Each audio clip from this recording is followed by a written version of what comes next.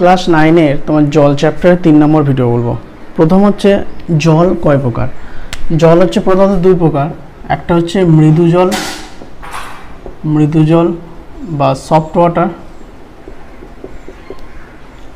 আর একটা হচ্ছে কি ক্ষর জল বা হার্ড ওয়াটার।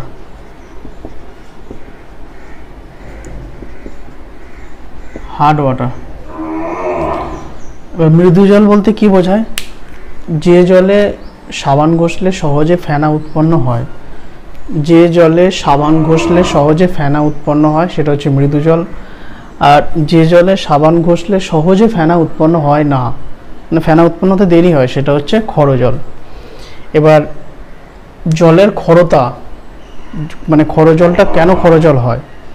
কারণ জলের ক্ষরতা হচ্ছে দু রকম, মানে জল যে ক্ষর জল সেটা হচ্ছে দু রকমের ক্ষর জল হয়। একটা হচ্ছে স্থায়ী ক্ষরতা বা পার্মানেন্ট হার্ডনেস, আর একটা হচ্ছে অস্থায়ী ক্ষরতা বা টেম্পোরারি হার্ডনেস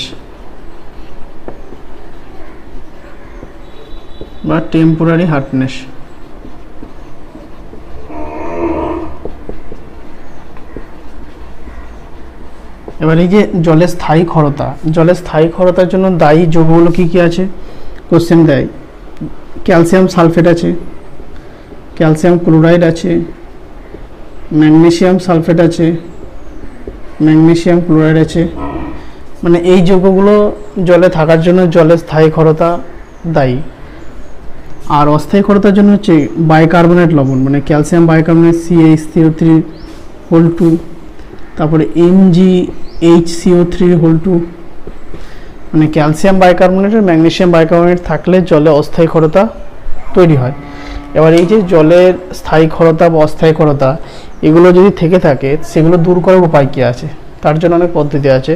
তাহলে প্রথম বলছি জলের অস্থায়ী ক্ষরতা দূর করার পদ্ধতি। জলের অস্থায়ী ক্ষরতা দূরীকরণের পদ্ধতি।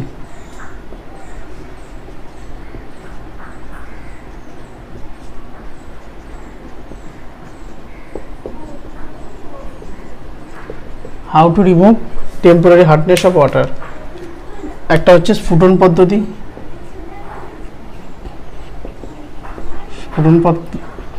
জলকে তোমার ফোটালে এই যে বাইকার্বনেট লবণগুলো আছে, ধরো CaHCO3(2), তারপরে MgHCO3(2), এগুলো হিট করলে কি হবে? তৈরি হবে তোমার CaCO3 ক্যালসিয়াম কার্বনেটের ক্ষেত্রে প্লাস H2O প্লাস হচ্ছে CO2, আর এটার ক্ষেত্রে কি হবে? MgCO3 প্লাস হচ্ছে ওয়াটার প্লাস হচ্ছে CO2। এই যে হিট করার জন্য কি হলো, এই যে ক্যালসিয়াম কার্বনেট বা ম্যাগনেসিয়াম কার্বনেট এটার পাশে ডান দিকে নিচের দিকে অ্যারো দিয়েছি, মানে কি এই ক্যালসিয়াম কার্বনেটটা অধক্ষিপ্ত হবে। ক্যালসিয়াম কার্বনেটটা ইনসলিবল, মানে অদ্রাব্য হিসাবে ওটা অধক্ষিপ্ত হয়ে জলের নিচে থাকবে। তাহলে আর কার্বন ডাইঅক্সাইড তো ইভলভ করে যাচ্ছে উপরের ডান দিকে, উপরের দিকে আর মানে বেরিয়ে চলে যাচ্ছে, কার্বন ডাইঅক্সাইড গ্যাসে বেরিয়ে চলে যাচ্ছে। তাহলে সেই জলেতে যেটা ক্যালসিয়াম কার্বনেট বা ম্যাগনেসিয়াম কার্বনেট অধক্ষিপ্ত হয়ে নিচে থাকলো, তাহলে উপরের জলটাকে ফিল্টার করে নিলেই কিন্তু সেই জলেতে কিন্তু আর এই লবণগুলো আর কিছু থাকছে না। মানে এই লবণগুলো জলে ছিল, তাকে হিট করা হলো, তাতে হিট করার জন্য এই যে কার্বনেট বা ম্যাগনেসিয়াম কার্বনেট এটা জলের নিচে অধক্ষিপ্ত হয়ে গেল, কার্বন ডাইঅক্সাইড বেরিয়ে চলে গেল। তাহলে উপরের স্বচ্ছ অংশটাকে ফিল্টার করে নিলেই সেই জলটা কিন্তু টেম্পোরারি হার্ডনেস দূর হয়ে গেল। এবার টেম্পোরারি হার্ডনেস দূর করার আরেকটা পদ্ধতি হচ্ছে ক্লার্ক পদ্ধতি, ক্লার্কস প্রসেস। টেম্পোরারি হার্ডনেস দূর করার এই প্রসেসে কি হয়? এই প্রসেসে হচ্ছে জলেতে ক্লার্ক রিয়েজেন্ট, যেটা হচ্ছে ক্যালসিয়াম হাইড্রোক্সাইড যোগ করা হয়। যেমন ধরো CaHCO3(2) আছে, এতে তোমার ক্যালসিয়াম হাইড্রোক্সাইড বা এটা হচ্ছে কলিচুন, ক্যালসিয়াম হাইড্রোক্সাইড যোগ করা যায়। তাহলে কী হবে? তৈরি হবে CaCO3 প্লাস হচ্ছে ওয়াটার, মানে এই আগের মতো নেই, শুধু কার্বন ডাইঅক্সাইড এখানে নেই। তাহলে ক্যালসিয়াম কার্বনেটটা অধক্ষিপ্ত হবে, নিচে পড়ে যাবে, উপরে ফিল্টার করে নিলে হবে। আর ম্যাগনেসিয়াম বাইকার্বনেটের ক্ষেত্রে একই ব্যাপার হবে। এবারে MgHCO3(2) আছে, প্লাস হচ্ছে ক্যালসিয়াম হাইড্রোক্সাইড দেওয়া হয়েছে, MgHCO3 whole 2 plus COH whole 2, তাহলে কি হবে MgCO3 প্লাস CaCO3 প্লাস হচ্ছে ওয়াটার। তার মানে ম্যাগনেসিয়াম কার্বনেট ক্যালসিয়াম কার্বনেট অদক্ষিপ্ত হয়ে গেল, উপরের অংশটাকে ফিল্টার করে নিলেই সেই জলটা কিন্তু টেম্পোরারি হার্ডনেসের এই রিয়েজেন্টগুলো থাকবে না। এবার বলবো পার্মানেন্ট হার্ডনেস কী করে দূর করা যাবে। পার্মানেন্ট হার্ডনেস দূর করার একটা প্রসেস হচ্ছে তোমার Calgon process, CALGON, Calgon process. এতে কি হয়, ধরো জলেতে ক্যালসিয়াম আয়ন বা ম্যাগনেসিয়াম Ca2+ আয়ন আছে বা Mg2+ আয়ন আছে, সেখানে ক্যালকন রিয়েজেন্টটা কি Na2Na4PO3/6, মানে সোডিয়াম হেক্সামেটাফসফেট, সোডিয়াম হেক্সামেটাফসফেট এটা যোগ করে হবে।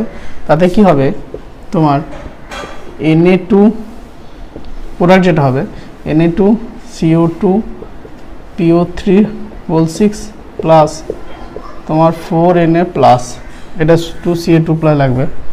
আর যদি ম্যাগনেসিয়াম আয়ন থেকে থাকে, ধরো 2Mg2+ আছে, তাতে এই সোডিয়াম হেক্সামেটাফসফেট বা এটা ক্যালগন রিয়েজেন্ট বলা হয়। এটা কি বলা হয়, ক্যালগন রিয়েজেন্ট। আর আরেকটা নাম হচ্ছে সোডিয়াম হেক্সামেটাফসফেট। তাহলে Na2Na4PO3/6 তোমার দেওয়া হয়েছে, তাতে কি হবে Na2Mg2PO3/6 প্লাস 4Na+। অর্থাৎ জলেতে যদি তোমার ক্যালসিয়াম আয়ন বা ম্যাগনেসিয়াম আয়ন থেকে থাকে, সেটা কিন্তু দূরীভূত হয়ে যাচ্ছে এবং এটাকে ফিল্টার করে নিলে হবে। জলের স্থায়ীকরতা দূর করার আরেকটা উপায় হচ্ছে রেজিন পদ্ধতি। রেজিন হচ্ছে দু রকম আছে, একটা হচ্ছে ক্যাটায়ন বিনিময়কারী রেজিন, অর্থাৎ জলের মধ্যে ক্যাটায়নগুলো থাকলে সেটা আটকে যাবে, আর একটা হচ্ছে অ্যানায়ন বিনিময়কারী রেজিন, অর্থাৎ অ্যানায়ন থাকলে সেটা আটকে যাবে। তাহলে এটা প্রথম হচ্ছে ক্যাটায়ন বিনিময়কারী রেজিন। রেজিনের জেনারেল ফর্মুলাটা আমি লিখছি RSO3H দিয়ে, মানে এই R গ্রুপটা অনেক কিছু হতে পারে, বড় হাইড্রোকার্বন আর কি এখানে। তাহলে এখানে এই যে রেজিনটা আছে, ছোটো ছোটো রেজিন আছে, একটা সেখানে জল দিয়ে দেওয়া হয়েছে। তাতে কি হবে, এই রেজিনে H+গুলোর জায়গায় দেখো Mg+ আটকে গেছে, SO3Hটা সরে গেছে, তার জায়গায় Mgটা ম্যাগনেসিয়ামটা আটকে গেছে। এক্ষেত্রে দেখো ক্যালসিয়াম +2টা ক্যালসিয়ামটা আটকে আছে, মানে রেজিনের স্ট্রাকচারে।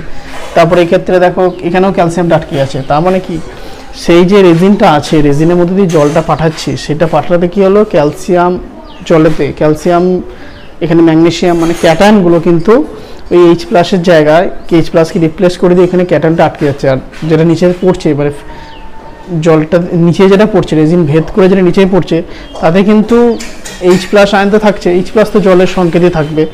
আর অ্যানায়নগুলো কিন্তু থাকছে, অর্থাৎ Cl- থাকছে, তোমার SO4(2- থাকছে, বা CO3(2-), অ্যানায়নগুলো কিন্তু থেকে থাকছে, ক্যাটায়নগুলো আটকে যাচ্ছে রেজিনে।